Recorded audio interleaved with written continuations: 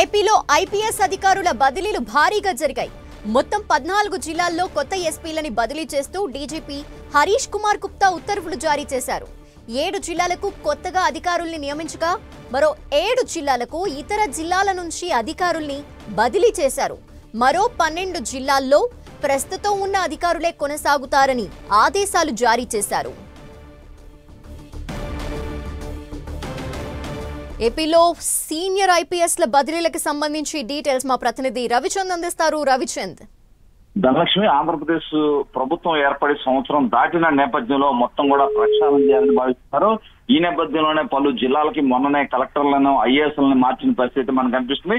ఇప్పుడు ఎవరైతే జిల్లాలో శాంతి భద్రతల పరిరక్షణ చేస్తారో ఎస్పీలను కూడా ఈ రోజు కొంత ప్రక్షాళన చేశారు. కొన్ని మార్పులు అయితే మనకి కనిపిస్తున్నాయి.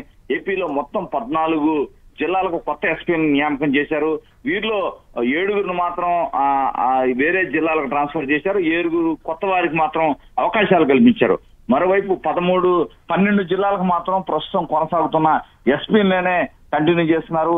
ఇక్కడ మనం చూసుకుంటే కనుక బిఆర్ అంబేద్కర్ కోనసీమకి రాహుల్ మీనా, బాపట్లకు ఉమామహేశ్వర్, నెల్లూరుకు అజిత వేజెండ్ల, తిరుపతికి సుబ్బారాయుడు, అన్నమయ్యకు ధీరజ్ కునుగులి, కడపకు సచ్చేత్, నంద్యాలకు సుశీష్ శరాన్, విజయనగరంకు ఆర్ దామోదర్, కృష్ణాకు విద్యాసాగర్, గుంటూరుకు వకుల్ జిందాల్, పల్నాడుకు డి కృష్ణారావు, ప్రకాశంకు హర్షవర్ధన్ రాజు, చిత్తూరుకి తుషార్ డూడి, సత్యసాయికి సతీష్ కుమార్. అంటే గుంటూరులో చేసిన ఆ సతీష్ కుమార్ కు సత్యసాయి జిల్లా ఇచ్చారు.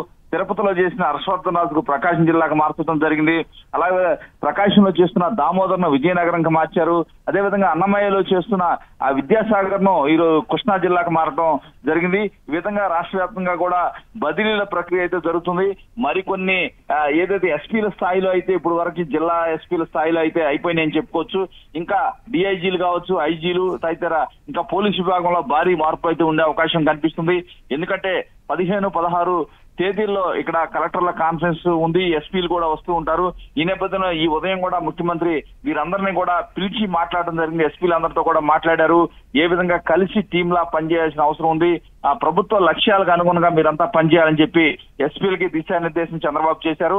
అయితే 15, 16 తేదీల్లో 2 రోజులు కూడా ఇక్కడ కలెక్టర్ల కాన్ఫరెన్స్ సచివాలయంలో జరగబోతుంది. ఈ నేపథ్యంలో ఇప్పటికే కొత్తగా ఎంపికైన కలెక్టర్లతో కూడా చంద్రబాబు మొన్ననే మాట్లాడడం జరిగింది. ఈ విధంగా రాబోయే రోజుల్లో ప్రభుత్వ లక్ష్యాలకు అనుగుణంగా పనిచేయాలని వీరందరూ కూడా చంద్రబాబు చెప్తున్నారు. ఇంకా ప్రక్షాళన కొనసాగే అవకాశం ఉంది. మరికొన్ని బదిలీలు కూడా త్వరలో ఉండే అవకాశం కనిపిస్తుంది. Okay, thank you Ravichand.